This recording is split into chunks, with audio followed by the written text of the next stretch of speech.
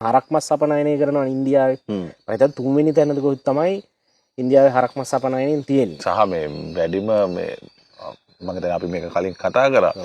ඒකේ ඉන්න හොඳම ඩීලර් ජෛන කට්ටිය. එතකොට හින්දු රටක්නේ.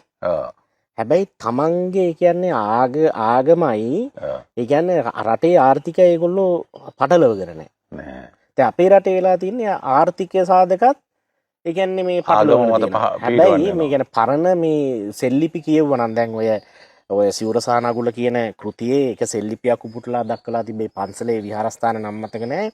මාළු ලෑල්ල පොයටත් අරිනවා නම් බද්දක් ගෙවන්න ඕනේ කියන. එතකොට පොයට මාළු ලෑල්ල වහලා නැහෙනේ. පහම් පත්තු කරන්න පොඩි බද්දක් ගෙවන්නයි කියලා තියලා තියෙනවා. එතකොට දැන් පටලව ගැනීමක් නෙවෙයිනේ. ඒ කියන්නේ මම කියන්නේ මානව අවශ්‍යතා සහ ආගමික අවශ්‍යතා කියන්නේ දෙකක්. අපේ වෙලා තියෙන්නේ මානව අවශ්‍යතා ඔක්කොම ආගමක් ඇතුළට දාලා තියෙනවා. නිසා ඊටාම පැහැදිලිව කියන්න ඕන කාරණාව තමයි දැන් අපේ රටේ මම කියන්නේ අපේ හාමුදුරුවෝ සහ අපේ මිනිස්සු තේරුම් ගන්න ඕන දේ තමයි කොච්චර ඒ කියන්නේ අපි විරුද්ධ වෙන්න හැදුවත් මත්පැන් සහ දුම්වැටි කියන්නේ අනම්‍ය ආර්ථික භාණ්ඩ. ඒවා දැන් ලෝකාර්ථිකයත් එක්කත් බැඳී පවතින දේවල්. මම හිතන්නේ විශාල බදු ආදායමකුත් රජයට එකෙන් එනවනේ. ඔව්. හරිද?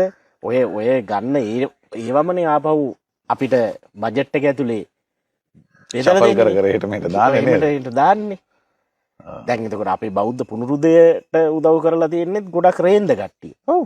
ඊළඟට මම කියන්නේ මස් මාංශ ව්‍යාපාරය කියන එකත් ඒකත් මම කියන්නේ ඒක ඒ රජයේ කාර්ය පටිපාටි ඉන්නේ. එතකොට මම කියන්නේ gedara පන්සලක් කරගත්තට ප්‍රශ්නයක් නෑ. ඒක පෞද්ගලිකයිනේ. හැබැයි නගර, හන්දිය, කඩපිලත් පෞද්ගලික කරන්න යන්න එපා. ඒවා පොදු දේවල්. දැන් ඒ කියන්නේ දැන් ටවුමක මස් කඩයක් දැම්මොත් එහෙම හාමුදුරුවරු සිවුරු උස්සන් එනවා එතෙන්ට.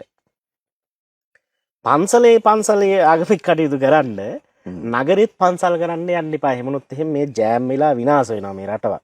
ඒ නිසා මේ රජයෙන් කාරුණිකව ඉල්ලන දේ තමයි ඒ කියන්නේ අපේ විවේචනයන් තිබ්බට මේ ආණ්ඩුව සම්බන්ධයෙන් අපි මේ තරහක් මරහක් නැහෙනි. කිව්වා වගේ.